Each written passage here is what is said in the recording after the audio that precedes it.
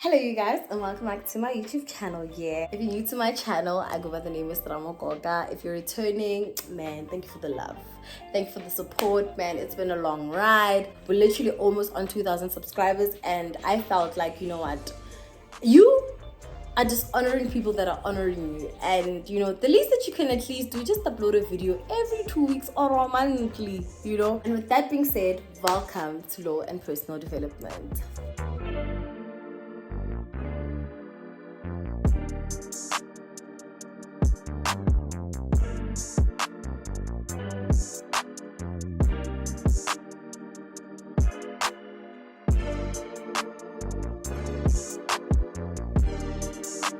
Today I'm going to talk about a very much anticipated video actually, because I think I did mention it in my previous video that I'm enrolled in law school. And guys, I don't even want to lie, like, yeah, no, it's been the most difficult 6 months of my life, but I finally completed and we have the certificate here. Yo, like honestly, because this thing was the most hardest thing ever. And I know that there's certain people actually watching this video and wondering, what is PLT, you know? Like, you might think that everybody knows, but seriously, not everybody knows what PLT means. I remember I was in an interview around last year November with Unisa radio, and they gave me a set of questions that people are interested in knowing in terms of law, and one of the questions that came up is, what is PLT? PLT is a compulsory course in practical legal training that teaches you legal skills and prepares you for your board exams. You will need to complete your PLT before you can be admitted as an attorney. It is a separate course from what you studied in university, meaning that it is not something that you will study with your LLB. You have to do it separately for an additional 6 months in order to get admitted as an attorney. So where is PLT offered? PLT is offered at various institutions, like I said, guys, but I particularly chose Lead, the one in Linwood, mainly because for me, location wise, it was much more accessible, and yeah, it just made sense because I live in Pretoria East, like it's just right here. In the event maybe I need something, there's an emergency class that I need to attend, for me it was nearer. So there are multiple options that come in terms of PLT. There's long distance learning, there's day learning, there's night learning, and then there's full-time. Yes, full-time would mean that you are not working and you are attending PLT like from 8 a.m. until I think 5 p.m. and you basically get equipped with skills the whole day for like 4 to 6 months, if I'm not mistaken, right? And then there was the one that I took, which is long distance. It made more sense for me to take long distance because I work, and obviously like I have to balance the two. I started my articles literally a month after starting PLT, so I did them at the same time. And guys, I suffered so much. And yeah, my best advice, do it if you are still struggling to get articles, you're sitting at home. Do it if you are in a different field that is not taking too much of your time. You can do it while you're working, don't get me wrong. Some of us, it was compulsory for us to do it while you're working, but my best advice would be, do it just immediately after, just get it out of the way fast, like, you know. Yeah, no. Okay, so my light just keeps on switching on and off, and I'm just going to move on. Sure. What is this particular course comprised of? Like, what is it made out of, right? Because I'm giving a brief overview of the course, the most reasonable thing that I can do is actually show you guys the study material that we receive. The material is delivered usually a week before the course commences. And apologies if I'm going to just include old videos from my Instagram, but I do not know where my study material currently is, so please bear with me. Doing an unboxing. We are unboxing and I'm so excited. I am so excited. Drum roll, guys, drum roll. And then alternative disputes. What is that? Okay, resolution, EDR, criminal court practice, okay. Drafting of contract. High court practice. Introductory. Okay, what? Why is this one like this? Litigation technique. Okay. Legal costs.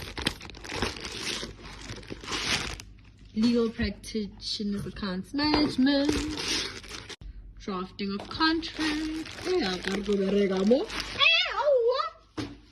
High court practice. Introductory. Okay, what? Why is this one like this? The subjects that we had in law school, it was alternative dispute resolution, attorney's bookkeeping, constitutional practice, criminal court practice, drafting of contracts, high court practice, insolvency practice, intro to practice management, labor dispute resolution, legal costs, magistrate court practice, matrimonial law, personal injury claims, professional legal ethics, wills and estates, information and communication, technology for practice and associated aspects of cyber law, additional non-regulatory subject, forms of business, enterprise, and customary law. So all these, I'm hoping my phone is going to focus. Let me just try to focus. I don't think it's going to focus anyway because it's nighttime and whatever. But it has all these modules that I just mentioned here. And they will come out on your compliance report once you complete. You're going to do assessment on all of those modules. But in terms of where I went to lead, we had 3 compulsory exams. So the compulsory exams were LPAM, this is bookkeeping, wills and estates, and BBST. So with these 3 exams, these are basically preparing you for your board examinations. It's exactly what you're going to get at your boards. You get, not really exactly as like they're giving you the memo, no. But it's what to expect in terms of writing. So we're going to write a bookkeeping exam from law school. You're going to write a wills and estates exam from law school. And then you're also going to write a BBST exam. BBST, I think it would form under drafting. Yeah, it's more of drafting. So it teaches you how to draft a lot of documents, suretyships, there's a lot, but it's basically focused on drafting. And then in terms of bookkeeping, it's accounting for legal practitioners. Yeah. And then wills and estates deals more with succession, the Interstate Act, Succession Act, in terms of how things get inherited should a person die if they have a will, and should a person die if they don't have a will. They will also help you learn how to draft a land and distribution account in terms of winding up the deceased estate. This will definitely be in your board examination, so you really don't want to miss this. So these 3 exams are compulsory and you have to pass them. It's exactly like your board exams in essence. It's not really copy and paste. It's not that they're going to give you the memo for the boards, but they're mentally preparing you for that, You're going to get lessons for high court practice, criminal court practice, constitutional court. I'm not sure about that because I'd never attended that one. You're also going to get lessons for wills and estates, and you're also going to get lessons for bookkeeping. This is for us long distance learning students. I don't know about the other ones, but I'm assuming with people that go daytime, full-time, they get all lessons for everything. We just got lessons for the most compulsory courses. Towards the end of the program, you will be given a venue where you will attend a 3-day trial advocacy program near you to equip you with the skills of trial advocacy. Basically, you're going to write those exams, if they go well, kudos for you, you get to pass and move on with your life. But if you fail, like I did, hey, what is school last year? If you fail like I did, well, you're going to sit and you're going to write. You're going to write until you get it right. You're going to write. They will give you chances, Chef. I think they gave me approximately 2 supplementaries, but I still failed. I failed because also every time I'd write an exam, there'd be something major happening at work, and I would never really have time to study. Hence, I'm like, guys, I don't recommend studying and working at the same time. It's a trap. I failed LPAM, and then I also failed wills and estates, guys. Coming from an A student, that was so humbling and that was so dehumanizing, but yeah, I failed. I sat through both supplementaries, failed. I think I only passed around the 3rd or 4th attempt. Yeah, on LPAM, and I passed with 50 on the dot. I didn't even get the figures right, but I got the steps right. You know, like that's the thing with LPAM bookkeeping. If you know the steps, you know everything. Like if you know what goes after what, that is the easiest. So I knew those things, but I think my calculations just were not, yeah, because me and maths no, it was, you get what I mean. Yeah.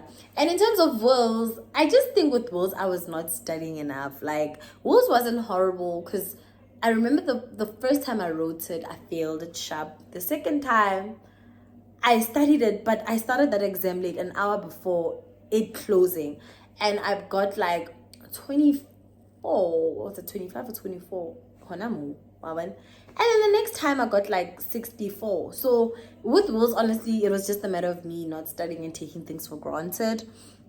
But I only passed it this year with appeal students. Yeah. Now that we're there, actually, let me explain what happens in the case you actually fail.